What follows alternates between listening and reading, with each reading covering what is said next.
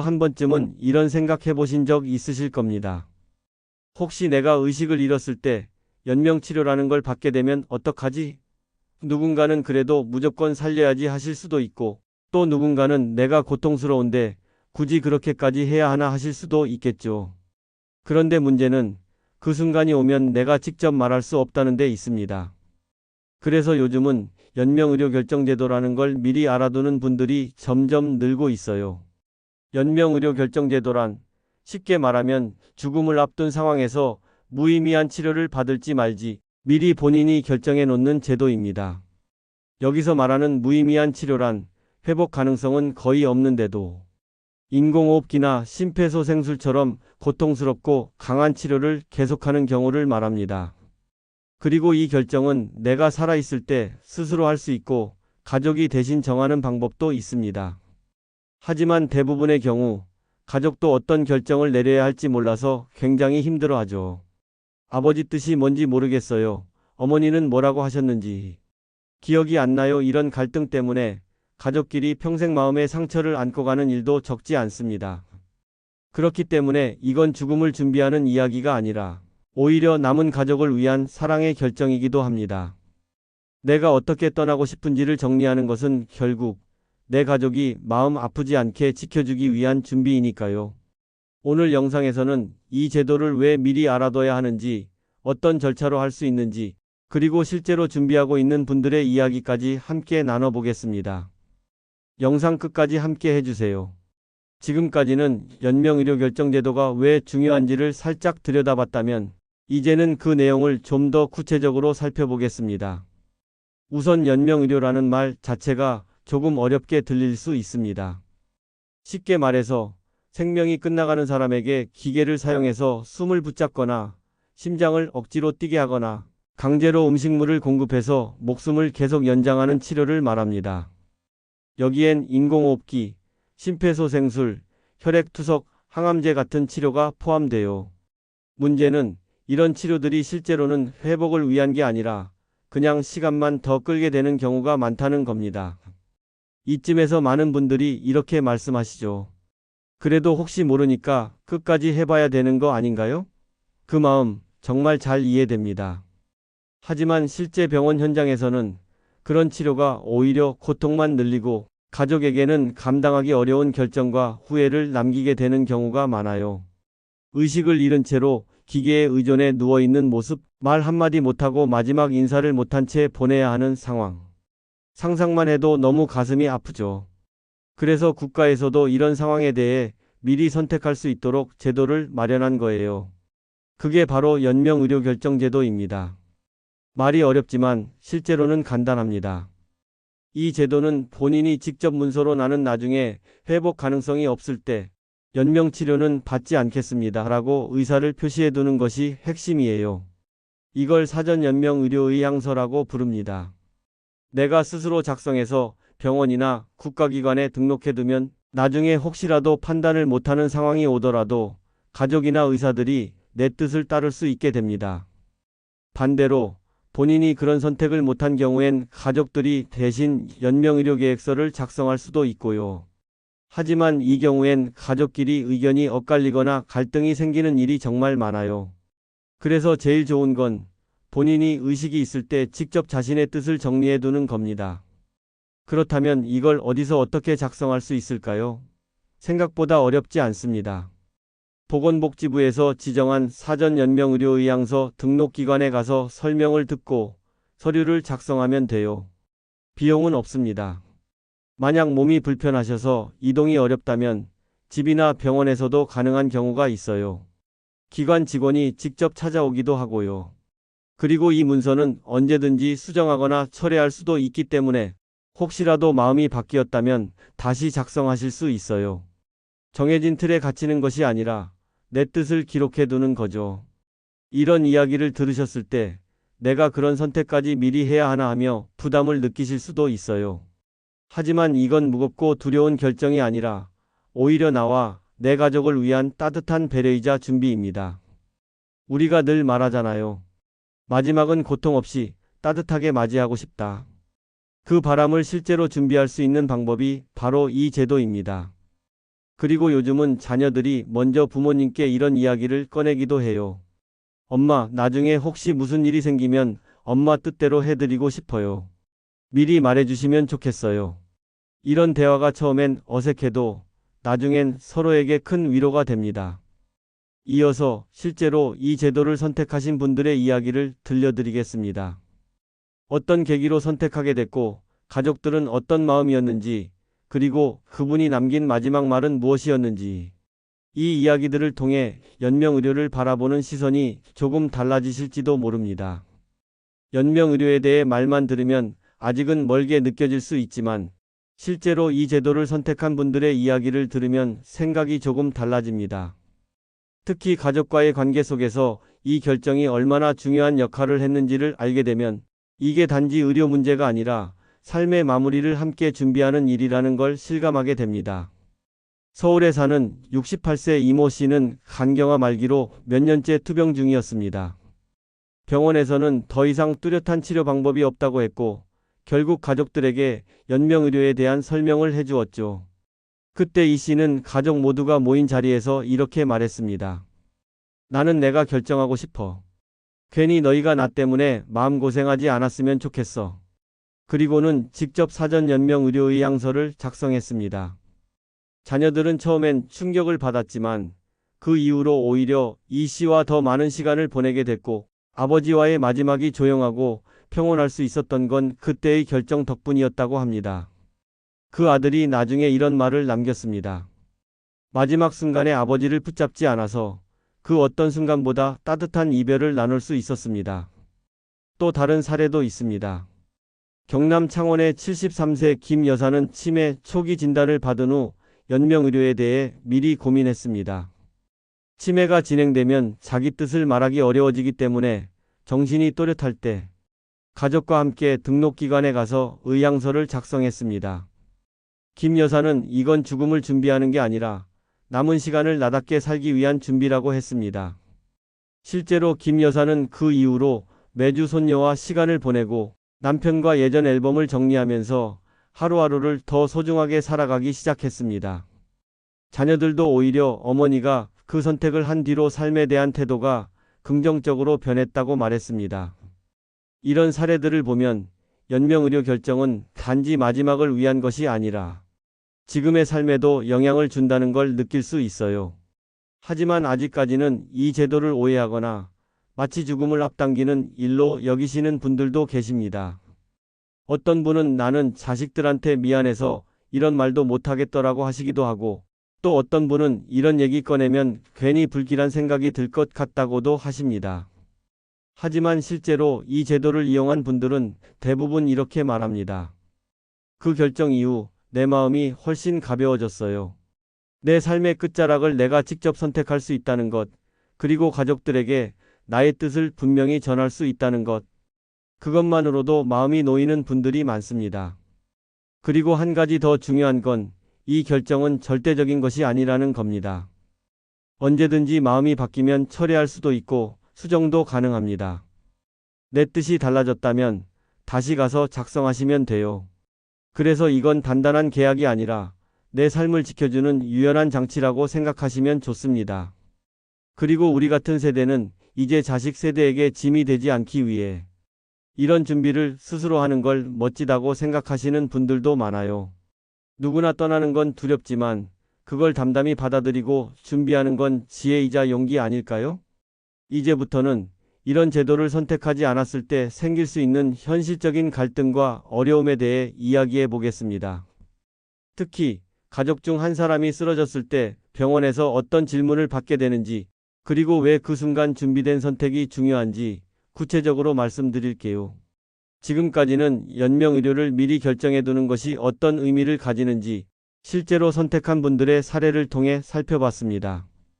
그런데 반대로 이런 결정을 미리 하지 않았을 때 어떤 일이 벌어질까요?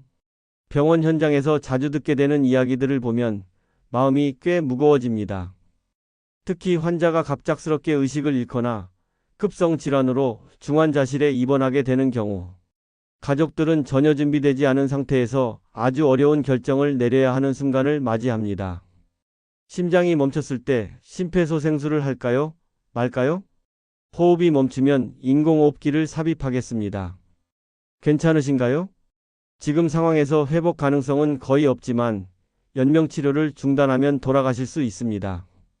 이런 질문을 갑작스럽게 받게 되는 가족들의 심정 상상해 보셨나요? 많은 분들이 아무런 대답도 못하고 눈물만 흘리거나 서로의 얼굴만 바라보며 갈등하게 됩니다. 어떤 가족은 살릴 수 있다면 끝까지 해주세요 라고 하면서도 막상 치료가 시작되면 환자가 고통스러워하는 모습을 보고 또다시 후회합니다. 이게 정말 부모님이 원하셨던 걸까? 그때 말을 들었어야 했는데 하는 후회는 평생 남기도 하죠. 실제로 병원에서 일하시는 분들의 이야기를 들어보면 환자가 평소에 연명의료에 대해 이야기해둔 경우와 그렇지 않은 경우는 가족들의 표정과 반응부터 확연히 다르다고 합니다. 의사결정을 미리 해둔 가족은 더 차분하게 상황을 받아들이고 마지막 인사를 준비할 수 있지만 아무런 준비 없이 상황을 맞은 가족은 충격과 혼란 속에서 갈등을 겪습니다. 특히 형제 자매 간의 의견이 엇갈릴 경우 감정의 골이 깊어지고 오히려 가족이 서로 등을 돌리게 되는 일도 적지 않습니다. 부모님의 마지막을 놓고 남겨진 가족들끼리 다투게 되는 것, 그건 누구도 원하지 않는 모습일 겁니다. 이렇듯 연명의료 결정을 미루게 되면 결국 가장 가까운 가족에게 가장 무거운 결정을 떠넘기게 되는 셈이 됩니다. 엄마는 절대 고생하는 거 싫어하셨어요. 아니야, 아버지는 끝까지 해보는 걸 원하셨을 거야. 서로 사랑하지만 서로의 기억이 다른 가족들이 모여 앉아 생사의 문턱에서 결정을 내려야 한다는 것. 그게 얼마나 잔인한 순간인지 겪어본 사람은 압니다. 그래서 우리는 지금 아직 내가 의식을 가지고 있고 판단할 수 있을 때 이 선택을 해야 하는 겁니다. 그래야 가족들도 나의 뜻을 따라 편안하게 결정할 수 있고 혹시라도 남게 될 미안함이나 후회도 덜 수 있습니다. 이건 내가 떠날 순간을 준비하는 것이기도 하지만 남겨질 사람들의 고통을 줄이는 방법이기도 합니다. 여기서 한 걸음 더 들어가 보겠습니다. 이 제도를 보다 따뜻하게 받아들이고 자연스럽게 이야기 나눌 수 있는 방법은 무엇일까요? 가족들끼리 꺼내기 어려운 이 화제를 어떻게 대화로 풀어갈 수 있을지, 그리고 어떤 말들이 도움이 되는지 이어서 말씀드리겠습니다. 연명의료에 대한 이야기를 들어보면 대부분 중요하긴 한데 가족한테 어떻게 말을 꺼내야 할지 모르겠다는 말씀을 많이 하십니다. 특히 자식들에게 이런 주제를 꺼내면 괜히 걱정시킬까 싶고 반대로 부모님께 말을 꺼내려 하면 마음 상하실까봐 망설여지기도 하죠. 죽음이라는 말 자체가 우리 문화에서는 아직도 금기처럼 여겨지다 보니 이런 주제는 더더욱 말문이 막히게 됩니다. 그렇다면 이 중요한 이야기를 가족끼리 어떻게 자연스럽게 나눌 수 있을까요? 사실 시작은 아주 사소한 대화에서부터 시작할 수 있습니다. 예를 들어 TV에서 관련 뉴스가 나오거나 지인의 이야기를 들은 뒤에 이렇게 말해보는 겁니다. 엄마, 요즘은 이런 연명의료 결정제도라는 게 있대요. 혹시 엄마 생각은 어떠세요? 이처럼 내 의견을 강하게 내세우기보다 상대방의 생각을 물어보는 방식으로 접근하면 훨씬 덜 부담스럽습니다. 또는 부모님 입장에서는 이렇게 이야기하실 수도 있겠죠. 혹시 나중에 내가 쓰러져서 말도 못하게 되면 너희가 내 뜻대로 해줄 수 있겠니? 이렇게 말하면 자식들도 오히려 그럼요, 엄마 뜻을 따르죠 라고 말하며 대화를 시작하게 될 수 있습니다. 처음엔 조금 어색하더라도 일단 한번 이야기를 시작하면 서로 마음속에 있던 걱정이나 생각들을 편안하게 꺼낼 수 있게 되는 경우가 많습니다. 그리고 연명의료라는 주제를 이야기할 때 그것을 죽음에 대한 준비가 아니라 삶의 마지막을 내 방식대로 지키는 선택이라는 점을 강조하면 훨씬 부드럽게 전달할 수 있습니다. 나는 병원 침대에 오래 누워 고통받기보단 집에서 따뜻하게 떠나고 싶어. 이렇게 말하면 그 말 속엔 단지 치료를 거부하겠다는 의미보다 삶의 마지막까지 나다움을 지키고 싶다는 진심이 담기게 되죠. 자녀 입장에서 이야기할 때도 책임감보다는 사랑의 표현으로 접근하는 것이 좋습니다. 엄마, 혹시 무슨 일이 생기면 엄마 뜻을 제일 존중해 드리고 싶어요. 엄마가 편하게 떠날 수 있도록 미리 말해주시면 좋겠어요. 이 말은 부모님 입장에서 들으면 자식이 무심한 게 아니라 오히려 따뜻한 배려로 느껴질 수 있습니다. 이런 대화는 단순한 의료적 선택을 넘어서 서로의 삶과 죽음을 존중하는 문화로 이어질 수 있습니다. 가족끼리 이런 이야기를 나누는 것이 결코 불길하거나 어두운 일이 아닙니다. 오히려 이런 대화를 할 수 있다는 건 서로를 깊이 이해하고 있다는 증거이고 진짜 가까운 가족이기 때문에 가능한 일입니다. 평소에 건강 이야기나 병원 이야기를 할 때 자연스럽게 이 주제를 포함시켜 보세요. 예를 들어, 다음 건강검진 받을 때 의향서 같은 것도 한번 생각해 봐야겠어. 이런 말 한마디로도 대화의 문이 열릴 수 있습니다. 실제로 연명의료결정제도를 등록한 많은 분들이 공통적으로 말하는 점이 있습니다. 막상 이야기해 보니까 생각보다 훨씬 편해요. 그리고 나도 가족도 마음이 가벼워졌어요. 이게 바로 우리가 이 대화를 주저하지 말아야 할 이유입니다. 다음으로는 이 제도를 실제로 작성하고 등록하는 방법에 대해 구체적으로 안내해 드리겠습니다. 어디서 어떻게 무엇을 준비해야 하는지 하나씩 알려드릴게요. 연명의료에 대한 내 뜻을 미리 정해두는 것이 얼마나 중요한지는 이제 충분히 공감하셨을 겁니다. 그럼 지금부터는 실제로 이 제도를 어떻게 이용할 수 있는지, 어디서 어떤 방식으로 작성하고 등록하는지 하나씩 안내해 드리겠습니다. 어렵게 느껴질 수도 있지만 막상 해보면 아주 간단합니다. 우선 이 제도는 크게 두 가지로 나뉩니다. 첫째는 사전 연명의료의향서, 둘째는 연명의료계획서입니다. 사전 연명의료의향서는 내가 건강하고 의식이 또렷할 때 직접 작성하는 것이고, 연명의료계획서는 환자가 이미 중증 질환을 앓고 있는 경우 의사와 상의해서 작성하는 문서입니다.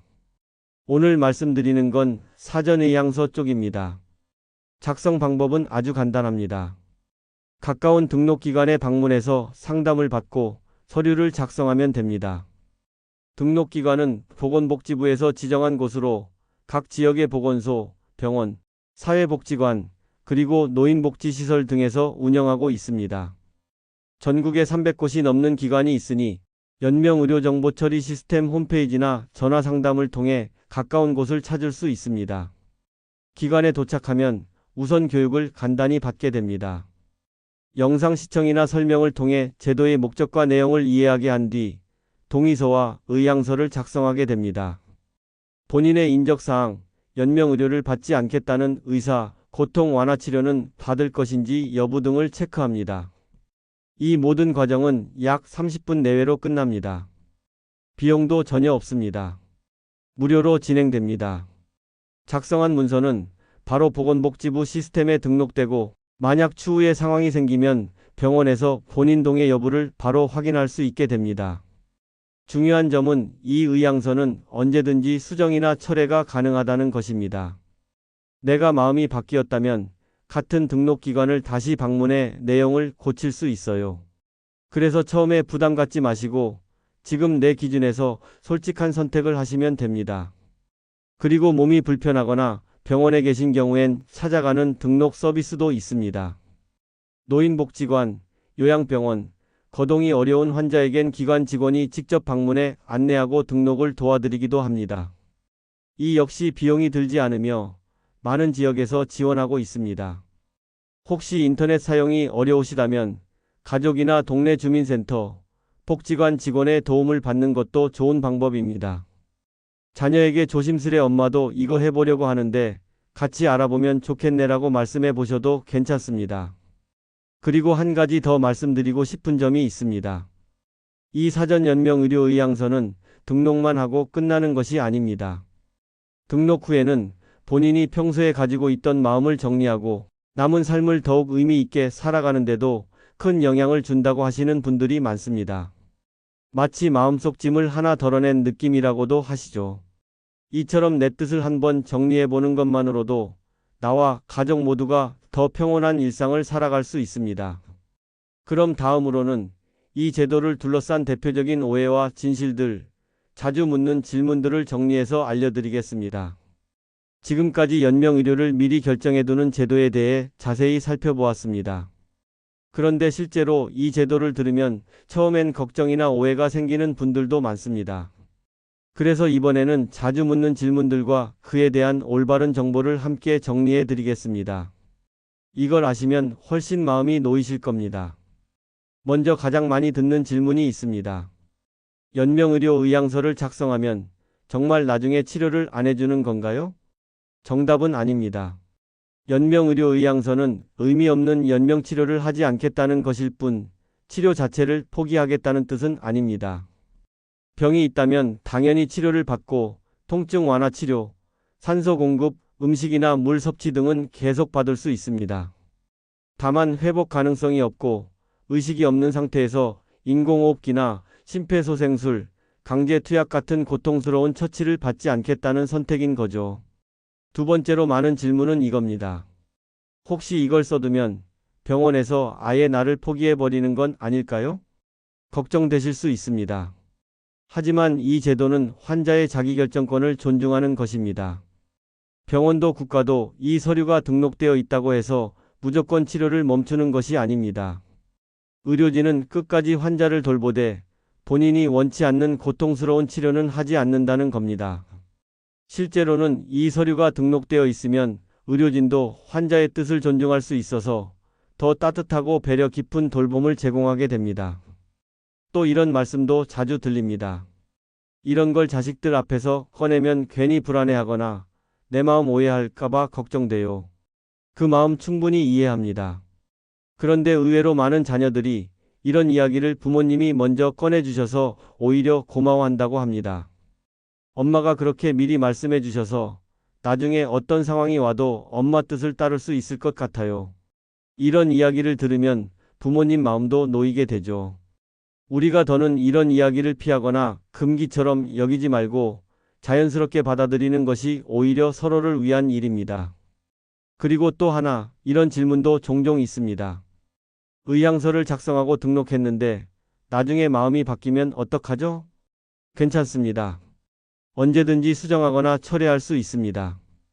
연명의료정보처리 시스템에 전화하거나 등록기관을 다시 방문하면 본인의 결정에 따라 언제든지 문서를 바꿀 수 있어요. 그래서 처음부터 완벽하게 결정하려고 부담 갖지 않으셔도 됩니다. 지금 내 마음을 기록해 두는 것, 그게 시작입니다. 마지막으로 많은 분들이 이런 이야기를 하십니다. 이런 선택을 한다는 게 너무 무겁고 슬퍼요. 그럴 수 있습니다. 하지만 반대로 생각해 보세요. 내가 내 뜻을 정리하고 남겨질 가족이 후회 없이 보내줄 수 있도록 준비해주는 일. 그것은 삶의 마지막까지 누군가를 위한 사랑을 표현하는 방법이기도 합니다.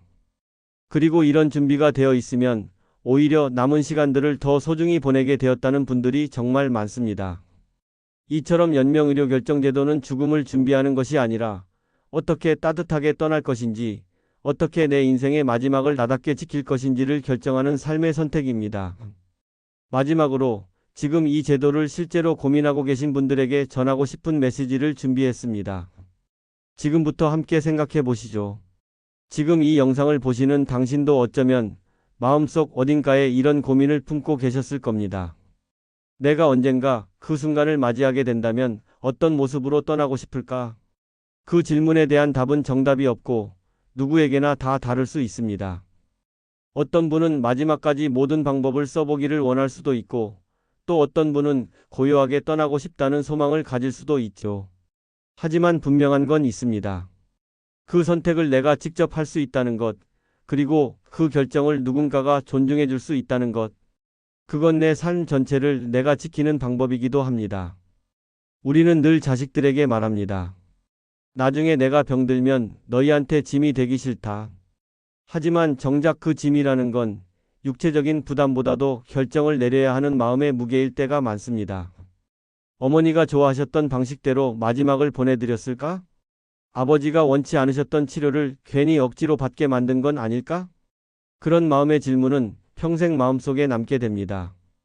그러니 지금 내가 의식이 또렷하고 건강할 때 그 마음을 미리 정리해 두는 건 아주 따뜻한 일이 아닐까요? 자녀들에게는 아빠는 이렇게 했으면 좋겠다고, 배우자에게는 그때는 내 뜻을 따라줘라고 말할 수 있는 용기. 그게 사랑입니다. 그리고 무엇보다 이 선택은 내가 내 삶을 더 진심으로 살아가기 위한 준비이기도 합니다. 의향서를 작성한 어느 어르신은 이렇게 말씀하셨습니다. 그 문서를 작성하고 나니까 하루하루가 더 소중해졌어요. 오늘 하루 더 웃자, 사랑하자, 잘 먹자 그런 마음이 생기더라고요. 이 제도는 그렇게 죽음을 준비하는 게 아니라 지금 이 순간을 더 소중히 여기는 힘을 줍니다. 혹시 지금 이 영상을 보시면서 마음속에 아직도 질문이 남아있다면 괜찮습니다. 모든 사람이 다 같은 속도로 결정을 내리는 건 아니니까요. 다만 오늘 이 시간을 통해 내 삶의 마지막을 나답게 정리할 수 있다는 가능성을 떠올려 보셨다면 그것만으로도 큰 시작입니다. 이제 마지막으로 지금까지 이야기한 내용을 정리하며 연명의료에 대해 우리가 가져야 할 진짜 태도에 대해 말씀드리겠습니다. 오늘 이야기 어떠셨나요? 처음엔 연명의료라는 말이 낯설고 어렵게 들렸을지 모르겠습니다. 어쩌면 마음 한편이 불편하거나 괜히 슬픈 생각이 드셨을 수도 있죠. 하지만 끝까지 함께 해주신 여러분은 이제 아주 중요한 진실 하나를 마음속에 품게 되셨을 겁니다. 삶의 끝은 선택할 수 없다 해도 그 순간을 맞이하는 자세는 내가 정할 수 있다. 사람은 누구나 언젠가는 떠나는 날을 맞이합니다. 그건 나도 내 가족도 피해갈 수 없는 길이죠. 그렇기에 그 마지막을 어떻게 맞이할 것인지, 어떤 모습으로 기억되고 싶은지, 그 선택은 내 삶 전체를 나답게 완성하는 마지막 한 족각이라고 할 수 있습니다. 오늘 우리가 함께 나눈 연명의료결정제도는 바로 그런 선택을 위한 제도입니다. 죽음을 서두르거나 포기하자는 것이 아니라 무의미하고 고통스러운 연장보다는 사람다운 모습으로 따뜻하게 고요하게 내 삶을 마무리하겠다는 의지를 담는 것이죠. 그리고 이 제도는 단지 나 혼자만을 위한 것이 아닙니다. 자녀들에게는 미안함이 아닌 감사의 마음을 남기고 배우자에게는 혼자가 아니라 함께 준비해온 안심을 남기며 마지막까지 가족을 배려하는 사랑의 표현이 되기도 합니다. 혹시 지금 이 영상을 보고 계신 분들 중 나는 아직은 이런 걸 결정하기엔 이르지 않을까? 하는 생각을 하신다면 바로 지금이 가장 좋은 타이밍이라는 말씀을 드리고 싶습니다. 의식이 또렷하고 판단이 선명할 때 내 뜻을 분명히 할 수 있는 지금 이 순간이 그 어떤 순간보다 중요한 때입니다. 그리고 꼭 문서를 등록하지 않더라도 오늘처럼 이 주제를 한번 마음에 담아보는 것만으로도 삶에 대한 시선이 달라질 수 있습니다. 지금 내가 보내는 하루하루가 얼마나 소중한지, 가족과 함께하는 식사 한 끼, 평범한 대화 한마디가 얼마나 따뜻한 순간인지 깨닫게 되니까요. 우리는 죽음을 두려워하기보다 그 순간까지 내가 나답게, 내가 사랑하는 사람들과 함께 의미 있게 살아갈 수 있도록 준비하는 법을 배워야 합니다. 그게 바로 연명의료를 둘러싼 진짜 가치입니다. 오늘 영상이 여러분께 작지만 중요한 용기를 드릴 수 있었다면 정말 기쁘겠습니다. 끝까지 시청해 주셔서 감사합니다. 그리고 당신의 삶이 마지막 순간까지 따뜻하고 존엄하게 이어지길 진심으로 응원합니다.